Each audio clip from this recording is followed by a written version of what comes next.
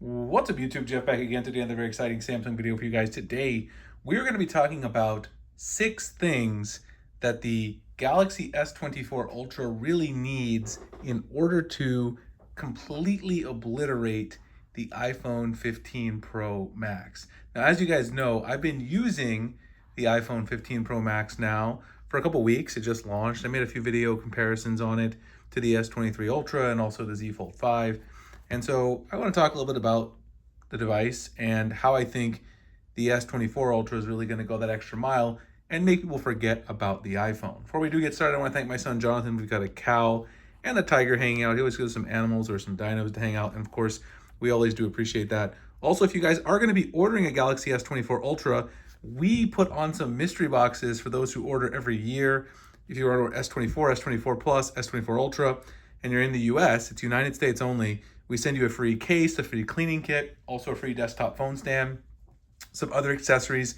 And this year we have a special deal. Anybody who uses my affiliate link to order their Samsung device, that is the only requirement to get a mystery box, is that at launch you use my affiliate link. We cover all the shipping. There's no other cost to you. Don't pay any money. For every 500 people who use my affiliate link, which means you get a mystery box, in addition, you'll be entered into a drawing to win a 75-inch Samsung QLED TV. If we have 1,000 people use my link and get the mystery boxes, we'll give away 2 TVs. If we have 1,500, we'll give away 3 TVs, etc. Check out the link in the pinned comment description. We love doing this for the community. So let's talk about these things, and let's talk about how Samsung is going to have a blueprint to absolutely beat up on the iPhone 15 Pro Max. Let me take my case off because I want to talk a little bit about the durability and some other features of the S23 Ultra.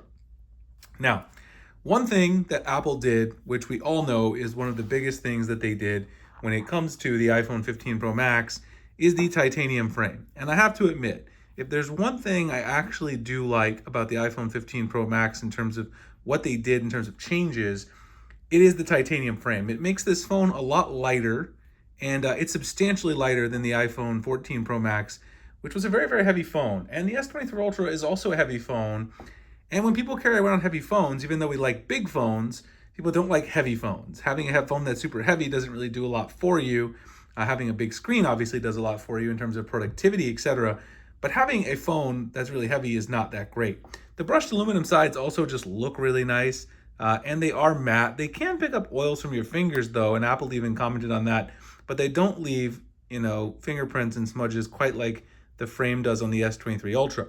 So we do know in large that Samsung is looking to move to titanium for the S24 Ultra, and I do think that that's going to be the right decision. I think a lot of people are going to like that, and of course it's going to make people forget, about not having that because the iPhone has it. Samsung fans are going to have it as well. That will be very exciting. The next thing is changes to the camera. So let's talk about these 2 cameras. Now the S23 Ultra is already ahead of the iPhone 15 Pro Max in terms of the telephoto department.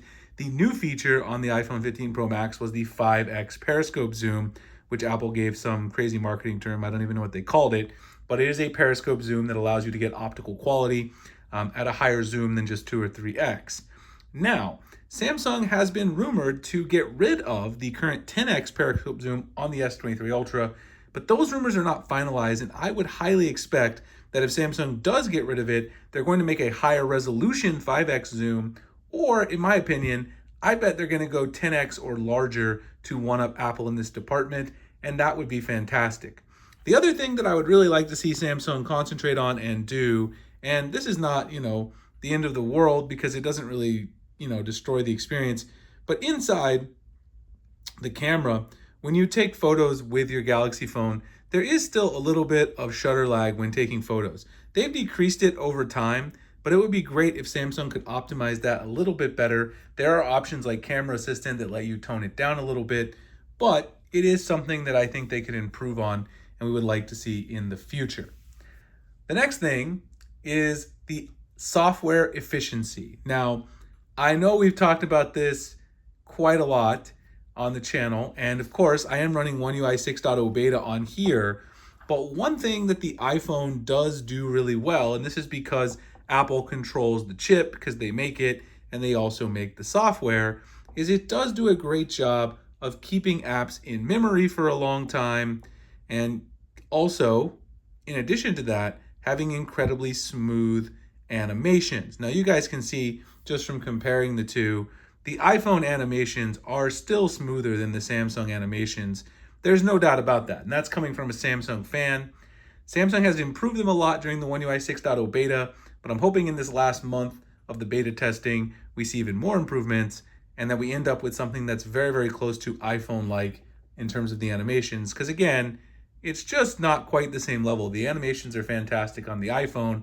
Samsung could definitely do something there. They could also do a better job of optimizing apps that are in the memory, which brings me to my fourth point, and that is better third-party app developer communication, collaboration. One thing that's great about the iPhone, well, at least for developers, is that the iPhone only releases once a year. So there is no multiple launch scenario for the iPhone. You're only going to have one iPhone launch. So developers, especially social media developers and big app developers that we use all the time, apps that use every day like Twitter, I refuse to call it X, Facebook, Instagram, Snapchat is a big one. Those developers can optimize for the new iPhones. Now, on the other hand, with Android, we have a million devices on Android, not just Samsung, but we got Google with the Pixels. We've got Motorola still making phones. We've got Sony still making phones. We got OnePlus making phones. They don't have that luxury. So, of course, when it comes to optimizing things for, social media, for instance, when it comes to video, like in Snapchat, I don't use Snapchat, but I've heard from people who say, that it's not as great to use it on an Android phone. That would be something Samsung could really do to improve and really make people forget about the iPhone and move even more iPhone people over to the Android space. I really think that if they could optimize and collaborate with app developers better, because there are so many other Android phones out there, but none of them sell as many as the Galaxy, right? So a lot more people are using Snapchat on their Galaxy device than they are on a Motorola or even a OnePlus. So Samsung really needs to do that to get that going. The next thing is a more efficient chip. One thing I can tell you about the iPhone, and I think people know this by and large, is the iPhone does have very, very solid battery life. Well, the Pro Max anyway. This year, it does have this heating issue, which I've also talked about on the channel, and that actually can certainly contribute to less than stellar battery life from what I usually expect from Apple. But in general, I do see better battery life from the iPhone Pro Max devices versus Samsung's big flagship in the S Ultra line, and that's just because they control the chip as well as the software.